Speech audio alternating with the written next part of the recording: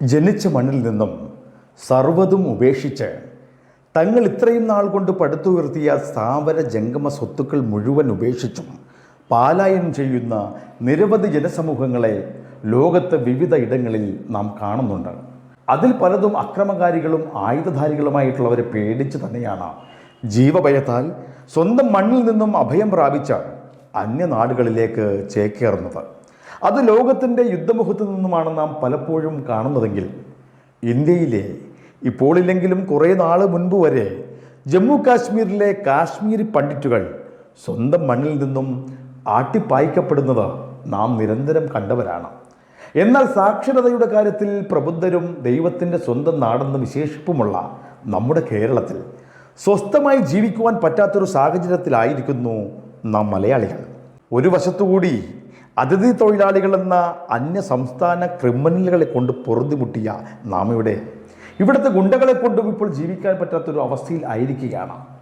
സ്വന്തം നാട്ടിൽ നിരവധി തൊഴിൽ സാധ്യത ഉണ്ടായിരുന്നിട്ടും അന്യനാടുകളിൽ പോയി എന്ത് ജോലിയും ചെയ്യുവാൻ മനസ്ഥിതിയുള്ളവരുള്ള ഈ മലയാള നാടുകളിലേക്ക് എത്തുന്ന അതിഥി തൊഴിലാളികളിൽ ഭൂരിപക്ഷം പേരും ബംഗ്ലാദേശിൽ നിന്നും കുടിയേറിപ്പാർത്തവരാണ്.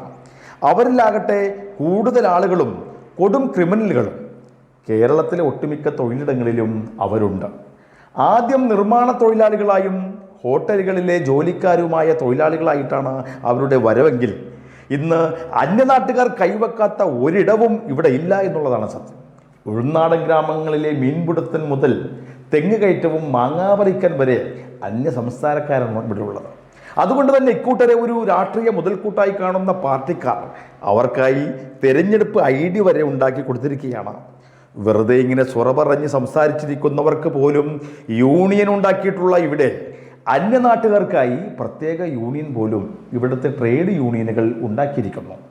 അതുകൊണ്ട് ഒരു പരിധിക്കപ്പുറമുള്ള നിയമ പരിരക്ഷയും ലഭിക്കുന്നതിനാൽ അവർക്കും ഇവിടേക്ക് ഈ കേരളത്തിൽ എന്തുമാവാമെന്നൊരു സ്ഥിതി വന്നിരിക്കുകയാണ്.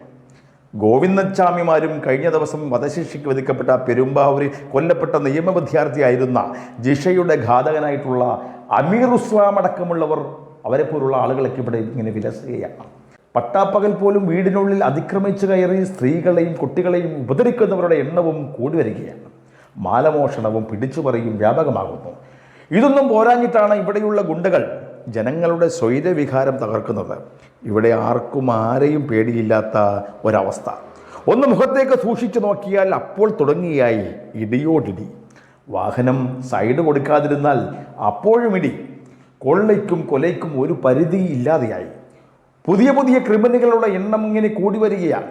മിക്കവരും 15 വയസ്സിന് താഴെയുള്ളവരാണ്. അവരും എന്തും ചെയ്യുവാൻ മടിയില്ലാത്തവർ. ഇവരെ സംബന്ധിച്ചിടത്തോളം ന്യൂ ജനറേഷൻ സിനിമകൾ പോലും വളരെയധികം സ്വാധീനിച്ചിട്ടുണ്ട് എന്നുള്ളത് ഒരു സത്യം തന്നെയാണ്. ഇങ്ങനെയെല്ലാം നമ്മുടെ നാട്ടിൽ നടക്കുവാനുള്ള കാരണം തന്നെ ഇത്തരക്കാരെ സംരക്ഷിക്കുവാൻ ഭരണപക്ഷങ്ങളും പ്രതിപക്ഷത്തുള്ള പ്രധാന രാഷ്ട്രീയ പാർട്ടികൾ മുഴുവൻ മുന്നോട്ട് വരുന്നു എന്നുള്ളതാണ് മറ്റൊരു വിഷമഘട്ടം. പക്ഷേ ഇങ്ങനെ സഹായിച്ച് ഈ കൂട്ടർ സഹായിക്കുന്നവർക്ക് നേരെ പോലും ആയുധമെടുക്കുവാൻ തുടങ്ങിയിരിക്കുന്നു എന്നുള്ളത് നാം വിസ്മരിച്ചുകൊണ്ട് അന്യസംസ്ഥാന തൊഴിലാളികൾ കൂട്ടം ചേർന്ന് നമ്മുടെ കേരള പോലീസിനെ ആക്രമിച്ച വാർത്ത ഇങ്ങനെ വന്നുപോയിട്ട് അധിക നാളായിട്ടില്ല. ഇവിടുത്തെ ഗുണ്ടകളും നിരന്തരം പോലീസിനെ ആക്രമിക്കുന്ന വാർത്തകളും നിരന്തരം വന്നുകൊണ്ടേയിരിക്കുകയാണ്. കേരള പോലീസിലെ ചില ഉന്നതരും ചില ഗുണ്ടകളും തമ്മിലുള്ള ഈ അവിശുദ്ധമായിട്ടുള്ള കൂട്ടുകെട്ടിനെ കുറിച്ചുള്ള ആ പോലീസിൻ്റെ തന്നെ റിപ്പോർട്ടുകൾ കുറേ ദിവസം മുമ്പ് പുറത്തു വരികയും അത് മാധ്യമങ്ങളിൽ പരമ്പരകളായി തന്നെ വന്നതുമാണ്.